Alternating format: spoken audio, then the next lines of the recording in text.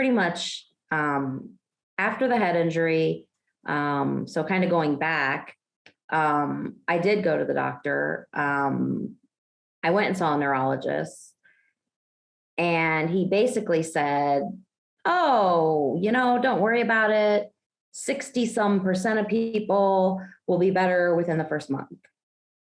You'll be fine. That leaves you 40% who are not. Yeah. Well, a month goes by. I'm not better. They named an interim chief of pediatrics because my boss was tired of me trying to do things from home. And he wanted me to focus more on myself. And then the answer was, well, 97% or 90-something% of people get better by 3 months.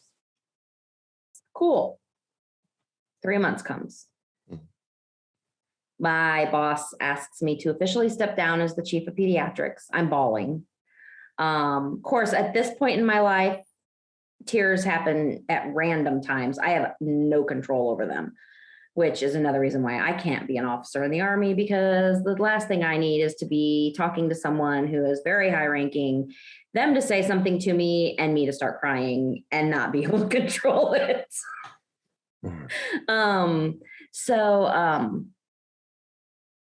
I went into the warrior transition unit at that point, which is basically the unit where people are sent so that they are no longer on the books of the unit that they belonged to before, and they can fully focus on healing. And it's a unit literally of broken soldiers. And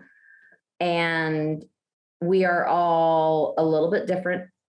And some people have, I met amputees over there. I met people that had a stroke while deployed and were sent back, cancer, TBI, behavioral health issues, just the gamut. And I was there for 3 years. Wow. Most of the time you're only there for about a year and a half. I did try to go back to work though. After about 8 months, I tried to go back to work, and I tried to see 5 patients in an afternoon, and the room was spinning, and I had to call my husband, who was back by then, to come pick me up. I couldn't do it. So I slowly tried to work my way up, and I never got to more than 4 patients. I could see 4 patients in a half day. And then I'd go home and sleep for hours. Exactly. That's what people don't realize, isn't it? I mean, right now we have been talking together pretty much an hour now. And here I get the impression here, she's vivacious, she's gorgeous. Yeah, everything is all right. What I don't see when we stop this interview, you're going to crash. You're going to be wiped out. And that is the brutal thing. So we all have these masks on, and we all keep persevering. Yeah, and whilst the patient is in front of you, you do your best. And that the patient leaves, and then they don't know what else happens. And I think that is the brutal thing with TBI. Or nowadays, with the post-COVID syndrome, that up to 20% of COVID sufferers can actually have such a long-lasting fatigue, basically a slow traumatic brain injury, so to speak. In this case, the virus was the trauma, and those kind of things. That is something that will become far, far more common out there, unfortunately. But I just want to spell it out, because people get the wrong impression. People look at you and think, "Oh, come on, clearly she's malingering. Look at her; she's absolutely fine. Why can't you go back into your job?" Yep. I actually had colleagues who literally told people, "There's no way, she's totally faking it." What's great is the command team and most of the people that I was working with, I had been at that hospital for 6 years. So they knew that I was a hard worker. They Yep. knew that I went above and beyond, and that this is not who I am. And I had an amazing, amazing, amazing leadership team. Mm. I can't say enough about my boss, and now my physician. I can't say enough. I would not have gotten to where I am now if it wouldn't have been for him. Despite the fact that I'm not where I want to be, I don't think I ever will be where I want to be. And it took me a good 2 years to get to the point where I was accepting of the fact that I'm not who I was, because I would just be crying about this, that, or the other. And my husband would be like, get over it. You're not the same person. I'm like, you don't understand. You're not emotional.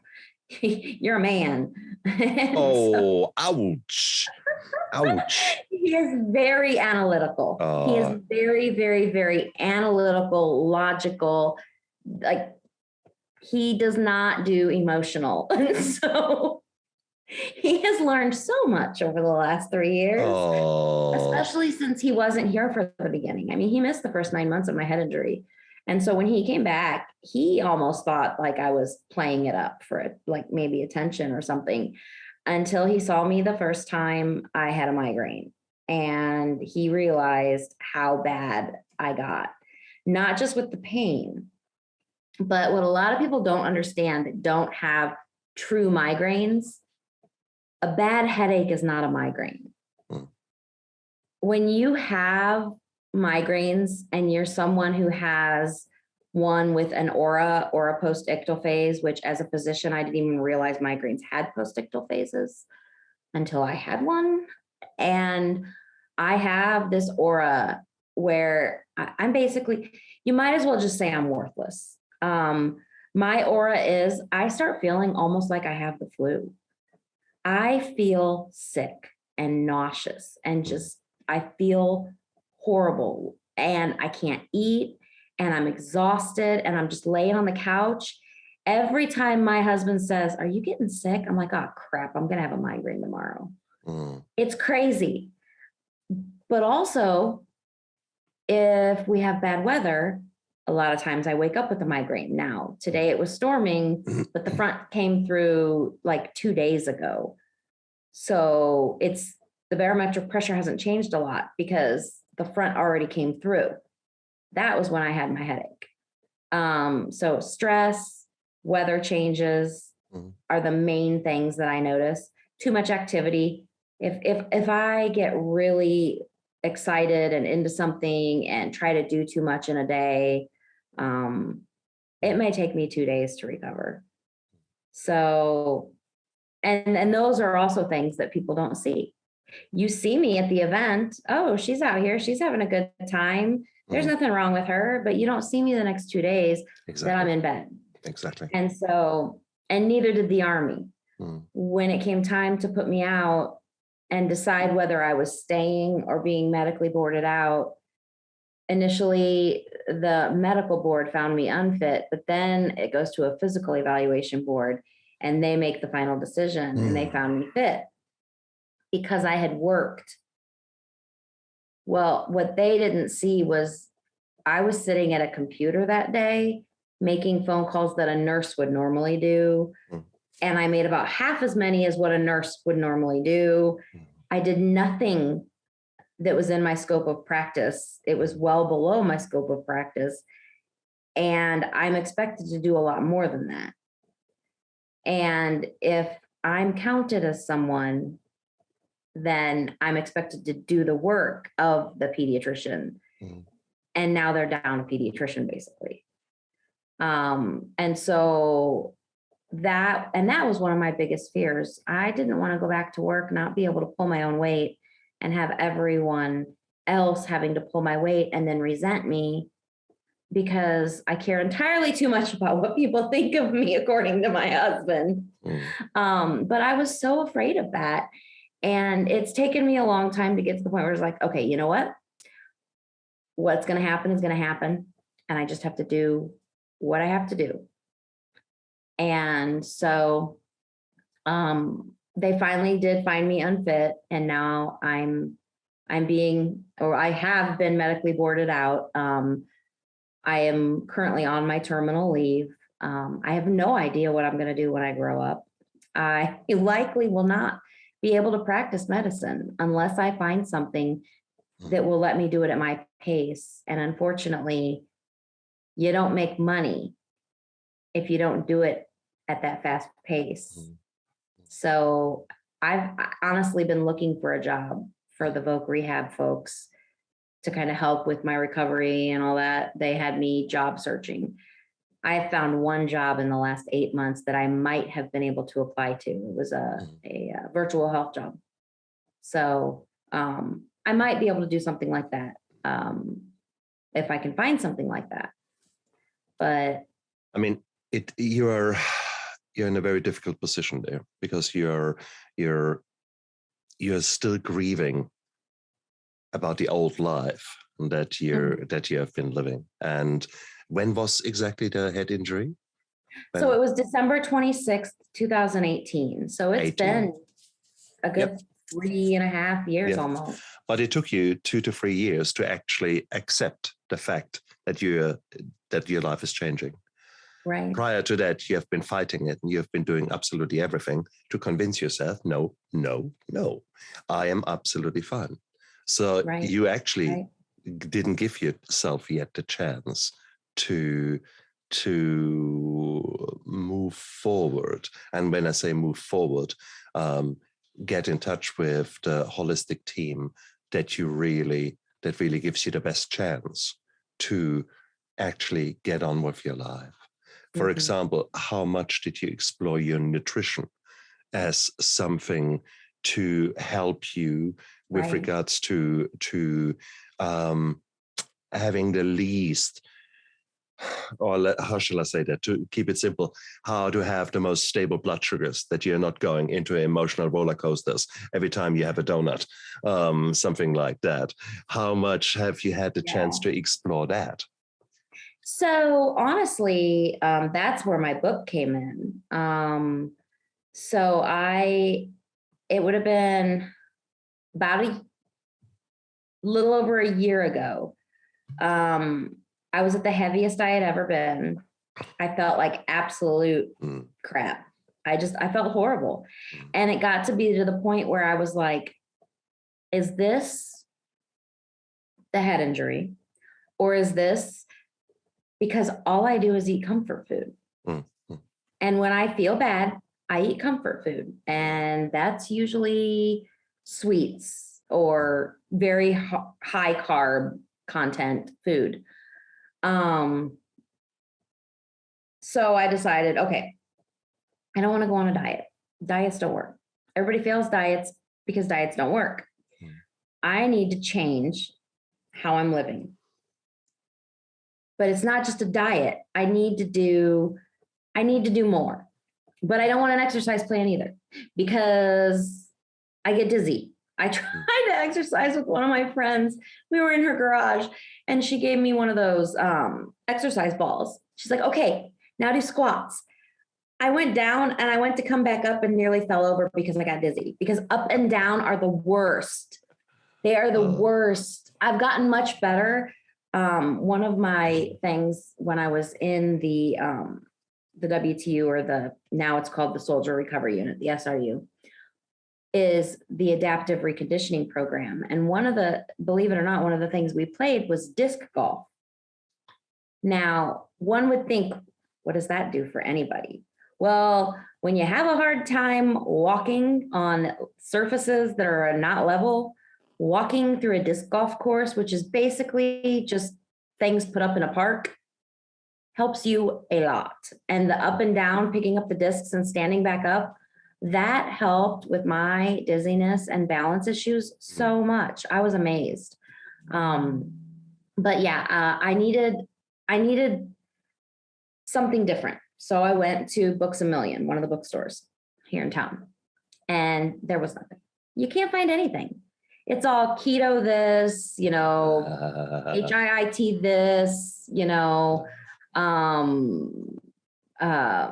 CrossFit. I didn't want any of that. So I was like, all right, I'm just going to make my own plan. So, I Googled a few different things and I was like, okay, yeah. I've done macros before. I know how to do this. I knew a lot of the stuff I needed to do. I just needed to sit down and put it into a plan. 4 pages later, I'm like, this is ridiculous. I should write a book. And so I did.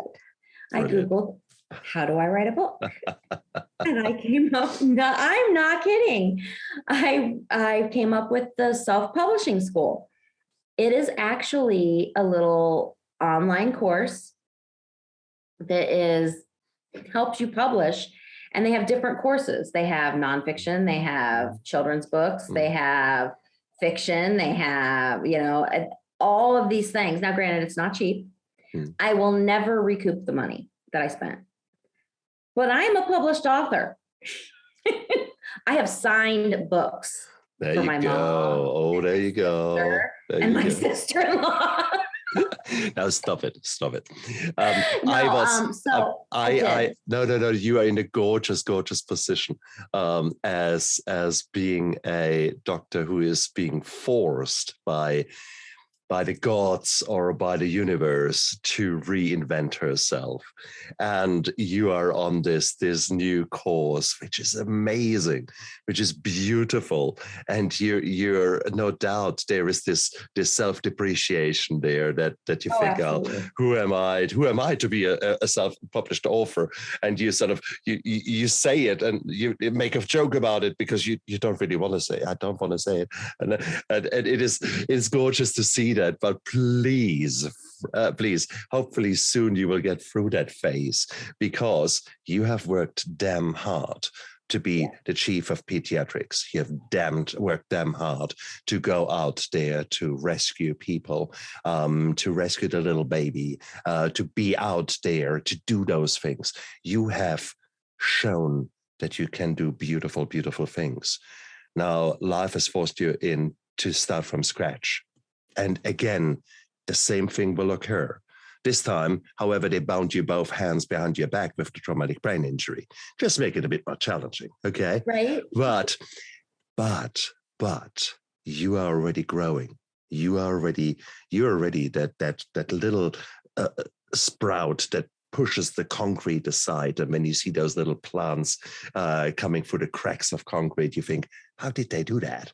You are just that. You're just that woman who is now not giving up. So you are no longer a victim. You have become a survivor. And in actual fact, you're on the cusp of being a thriver, because you're now saying, okay, actually, fuck that. I'm going to write a book. I learn about the impact of nutrition on traumatic brain injury. How can I stabilize my brain? How can I nurture my brain? What does it take for me to get better? And that is so beautiful.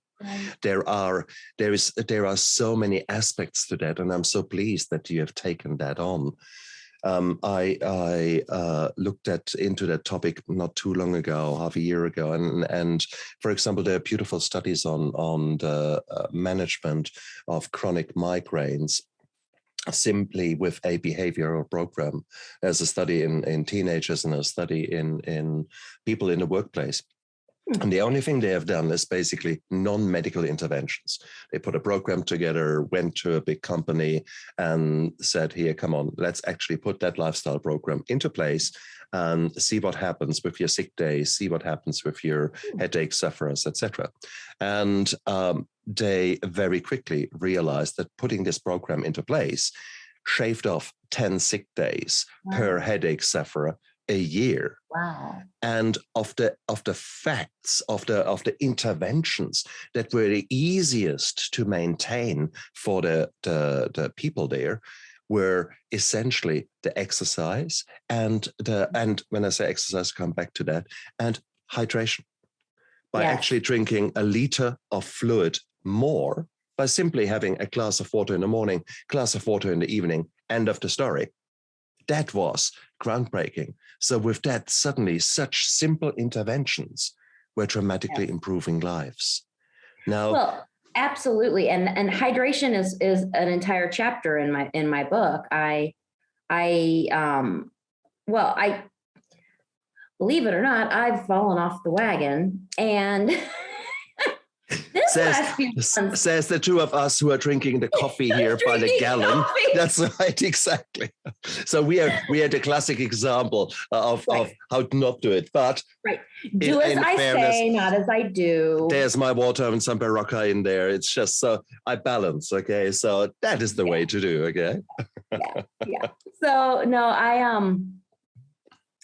I actually literally this morning was like, all right, you know what? I'm going to start back from the beginning of my book because I've had so much stress lately that I have completely fallen off. And I actually say in my book multiple times, you know, if you have a problem, start back from the beginning. And I say in every chapter, spend a week on this chapter. Don't just read this whole book. Or if you want to read the whole book, that's fine. Read the whole book, but then go back.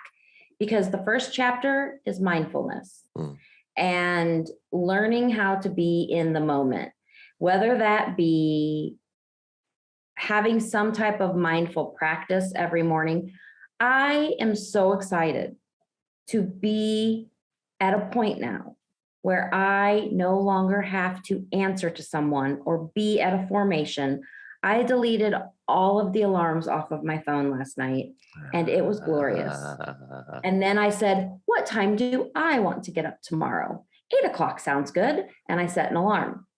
I want to get into the practice where every morning I get up, I take my medicine, I drink a little bit of coffee, and then I just meditate, do some yoga, something to just start my day off non-stressful. Because if you do that, and I used to do that when I wrote the book and was going through the whole, you know, trying to reinvent myself, it really de-stresses your whole day. When you wake up after snoozing your alarm 17 times, running around like a chicken with your head cut off because you don't have enough time and you can't find anything. Your day is stressful right from the beginning. And that's the day that you hit every red light, even though you're late for work. You know what I mean? So if you can just get up a little bit earlier, not snooze the alarm, and do something mindful at the beginning of your day. And that's kind of what I talk about in that first chapter, and give some examples. And I tried starting a website and doing like the community thing, and I'm not good at keeping that going. It's still there. And there are some freebies that people can get once they sign up for the website. But there's really no community. I tried, but I'm just not good at keeping it going. That's not me. I found out. So it is what it is. But no. You're really good because you're exploring. This is not you handing out here. This is I've practiced it all. I've done 20 years of it. You're still at the start of reinventing yourself. Right. So, and that is the beautiful thing to see. You are not giving up. The past does not equal the future. The last 3 years do not mean that, okay, this is now the rest of my life. No, you're exploring. You are working on things. You're figuring things out. And that is the key to thriving with a chronic disease. You need to learn more than anyone else in the world knows about that. You need to learn about the disease or the problem that you have got. Plus, you need to learn specifically how it affects you. It's quite nice to say, well, 90% of people have. Who cares? Right. Who cares? Well, it's quite nice to know that. But if your presentation is a little bit different, well, you matter. That's what counts. And my situation was different from the beginning, because what I left out before is that I was in a bad car accident in high school and life flighted, like, to the hospital, 2 collapsed lungs, ended up with 2 chest tubes. I have my nice little scar. Nice one. Across my forehead. My scalp was detached from here all the way back. They actually had to get in there and pull glass out. It was a mess. They didn't expect me to live through the night.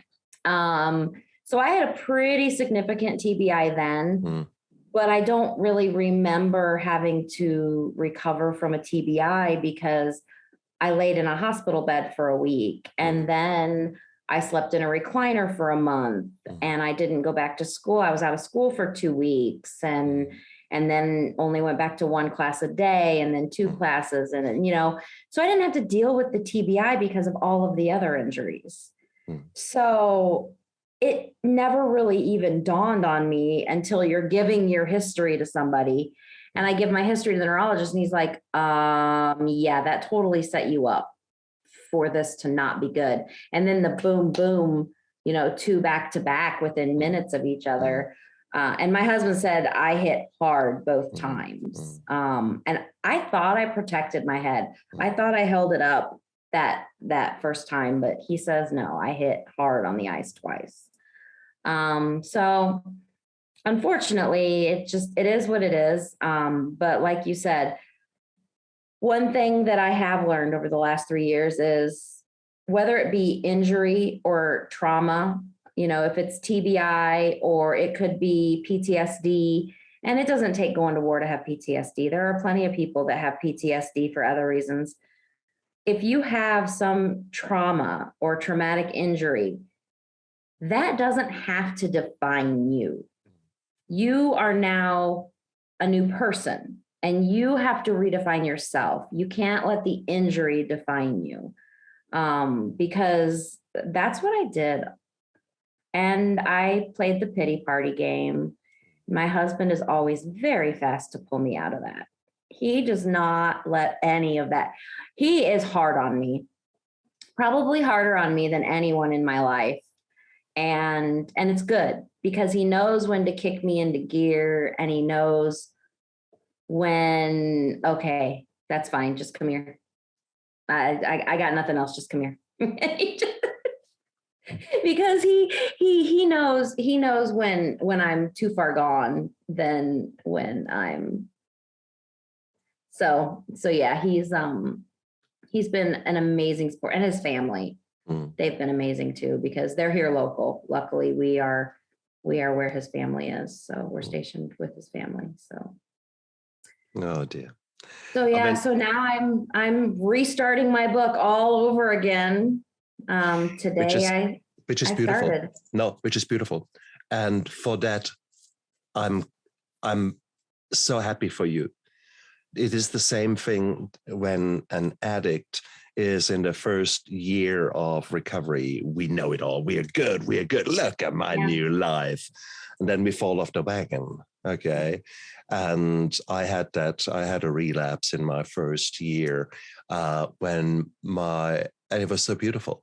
My wife came in the next morning and lovingly said, okay, let's figure out what went wrong. Why did it occur?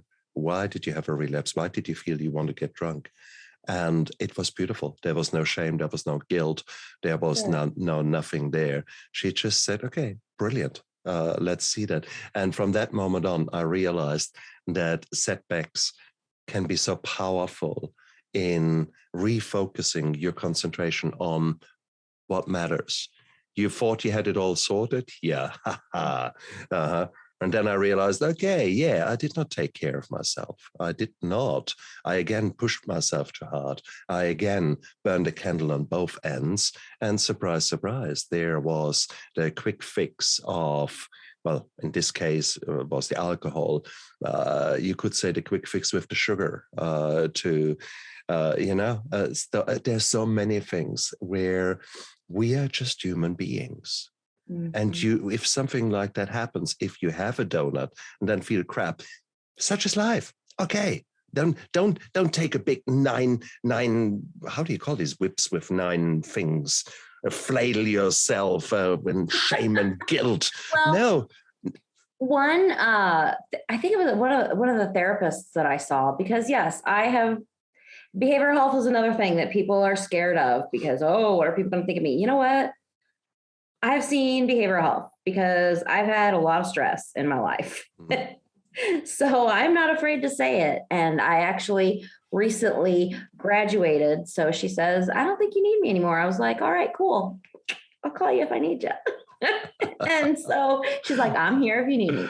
But I believe it was my most recent, the psychologist. She said a lapse in judgment does not have to equal a relapse. Yes. So yes, you can absolutely screw up. And that's why diets are so bad, because people think, oh, I have to follow this diet. I have to follow this diet. I have to do this and this and this and this. And oh no, I just ate the chocolate donut. Now I've screwed up. I'm going to eat the whole box. But that's not the case. Go ahead, eat the whole box. Go ahead, eat the whole box. Yep. Now tomorrow, just start fresh. Exactly. You know? And yeah. No, sorry. No, that's my book, My Steps to Sobriety, because I'm laughing because it is as if you were quoting things from my book. Oh, that's funny. Oh, no, it's just because that's exactly it. A lapse and a relapse are two different things. Right, and relapse is that you're falling back into a whole system of hiding, of lying, of having that busy life of being an addict, whilst a lapse is just exactly that. Okay, you will not always be perfect. Accept it. Take it with from someone with authority who is not perfect whatsoever. Perfectly imperfect. But I love that.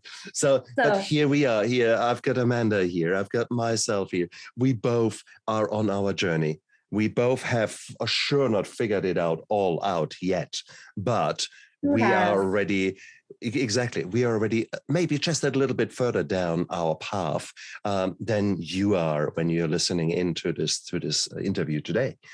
And I think the key messages here from us are that the past does not equal the future. Okay, no. You have got. There is hope for you.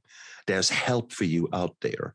And you might have just not realized that yet. It might look very, very, very dark for you right now. That's exactly where I was. I was convinced there was no hope.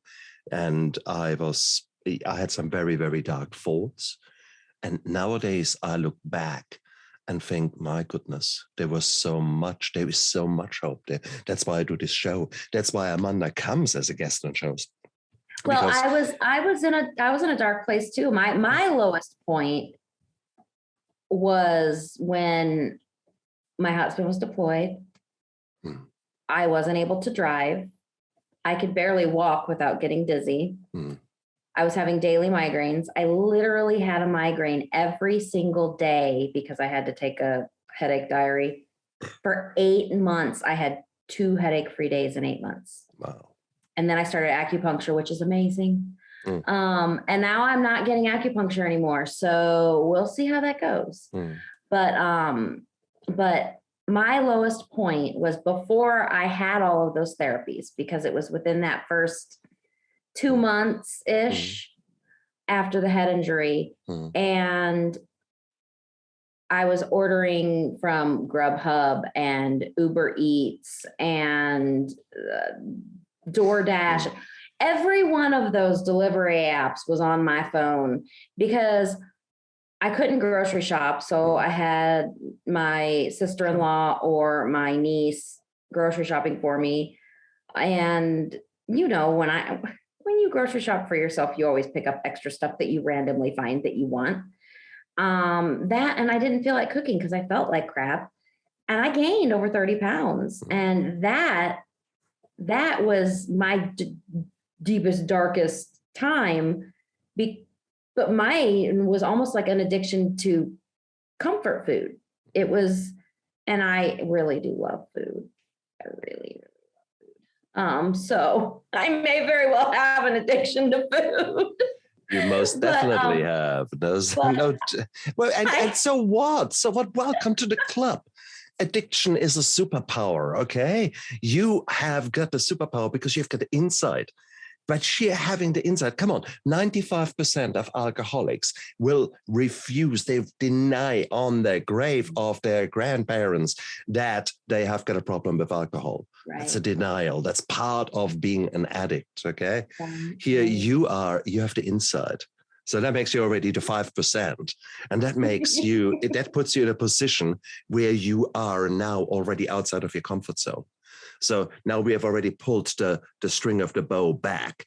Now we just need to focus. Okay, where do we want to pull? Now we're ready to release the arrow yet. And you may not yet be there because something else needs to happen to put you more uncomfortable and more uncomfortable until finally you say, fuck it, I just want a different, I'm sick and tired of being sick and tired. And you find the direction. My pants not fitting. Yeah, exactly. And that's when the arrow gets released. And then that's where the amazing thing comes in. I want to say one more thing with regards to the exercise and weight loss. There's so much, just exercise more and you're going to be fine. Guess what? If you look at the calorie, how calories are burned, you know what? 70% of your calories, daily calorie burning, just is due to you living.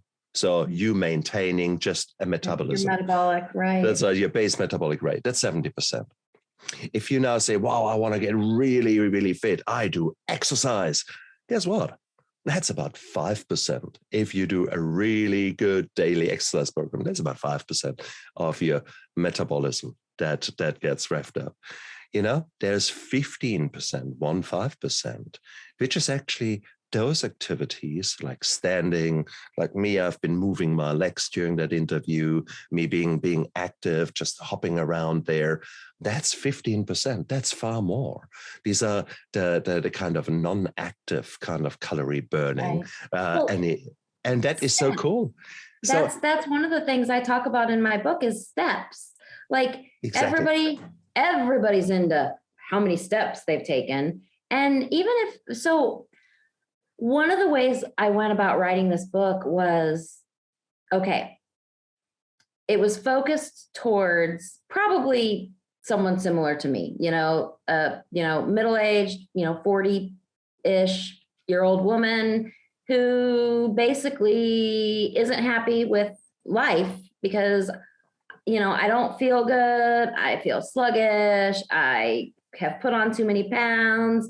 I don't really exercise. I don't really know how to exercise. I don't really love my diet. So, okay, let's start from the beginning. Let's start with slowing down, mindfulness, mindful meditation, slowing down everything because we are such a fast-paced society. And then I go into relaxation, having hobbies, because as a doctor, I didn't know what a hobby was. Exactly. Now I crochet and I have actually started doing vendor events, which may or may not be what I do when I grow up, but it is a means to an end. I'm still trying to figure out what I want to do. And then I go in and talk about sleep because sleep is so very important. If you're not sleeping, then your whole body is off and your metabolism is off and nothing is working. And then I go in and start talking about the food and what you should and shouldn't eat. But I say multiple times, just because it's on the go, no-go list, just because it says don't eat this doesn't mean that you never eat it again if it's your favorite food in the world. Exactly right. That's the biggest part of diets that fails is restrict, binge. And so, and then you get into the exercise. And when you start exercising, if you're somebody who's never exercised before in your life and you go to the gym, okay, first of all, you're going to have no clue what to do. And second of all, you're not going to be able to do it. You have to get yourself prepared. And so, like couch to 5K or whatever, they have those programs. But honestly, get out and walk. Get out and do yard work. Get out and just move. Do something. And that's what I look at now with me, because I need to get myself back into exercising regularly. But right now I'm so far out of shape that I need to slowly get back into it. And so, yeah, park a little bit further away when you're going to the grocery store. Take the stairs. I can't take the stairs because I get dizzy walking up and down them. But if you don't get dizzy walking up and down the stairs, take the stairs instead of the elevator. Count your steps, smartwatch, or even your phone in your pocket with my Samsung phone has a health app on it. So, and those are all things I talk about. And I mean, a lot of the stuff, it's only 100-page book. And a lot of the stuff in it is common sense, but it's all in the same place. And that's where I needed it. And so I thought, you know what, since I'm doing this, I'll put it together. And if somebody else gets use out of it, great. So, yeah. Beautiful. Right. And now I have to go ahead and redo it all because and that's I am still a hot mess. No, it's a privilege. It's a privilege for you to actually go out there and relearn that, because repetition makes you the master. Okay, how can you try something once and say, no, I'm the master? I know. No, it doesn't work like that. You have to fall down just as much as a child when it learns how to walk. It will fall down so many times, but it will get up until it has mastered it. And it's the same with recovery after an addiction or after a mental health problem. It's the same with recovery after a traumatic brain injury. You will grow. You will grow to strengths that you have no clue that you could possibly get there. But you will. I know that. I know that you don't know that. And that's the problem. When I say you, that to a certain degree applies to you, Amanda. But I'm talking now to our viewers and listeners out there. Guys, you have no idea what the future will bring if you start taking tiny little steps, but consistent every day towards your new future. In order to do so, you need to define who you want to be when you grow up. You need to dream, then have a very clear vision of that dream, which makes it then really a vision, so to speak. So dream, vision, and then you have to take action. And then that makes it a mission for you. And if you then follow that path, that's where you suddenly come to places like where I am right now, 8 years or thereabouts after addiction, or for you, 4 years after a TBI. We are both essentially at the starting points. We're just maybe a few years down the line on our path compared with others who are listening to this show. So, guys, this is beautiful. This is beautiful. This is you get to redefine yourself. You get to transform. And that is such a beautiful, powerful position to be in. So just put the shame, the guilt, the oh, why me, poor me, put all that shit to the side and actually say, okay, who do I want to be when I grow up? And it doesn't matter if you're 17 or 70. Okay. Life is. As my husband always tells me, pull up your big girl panties.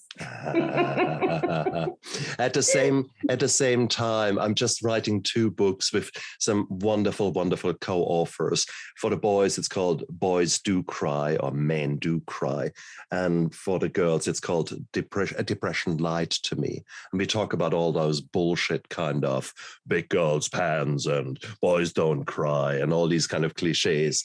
It's okay if that helps you to pull yourself out of the pity party. That's okay. But if that is your main driver, your main belief, and then every time you actually do cry, you find yourself a failure, well, that's something wrong. Absolutely. Well, like I was saying with my husband, it took him a little bit, but he's figured out when I just need to cry and when I need him to kick me off the couch and tell me it is time to stop your pity party. And if you're going to pity party, go find somebody else. Beautiful. So yeah, you need support. Support is huge. Huge. Amanda, tell us, if people want to know more about you and want to find out more about you, where can they go? So my book is available on Amazon. It's Hot Mess to Wellness. I do have a website that is somewhat attended to. It's hotmesstowellness.com. Beautiful. And guys, look down there into the description, into the show notes, because you've got all the links there for Amanda to get in touch and to just maybe send her hey, well done. Because it is we are creating communities here. We are creating tribes of survivors and thrivers. And sometimes just that little pat on the back to say, hey, thank you, I really loved your book. Or the kind of hey, wow, that was such a good insight, that changed my life.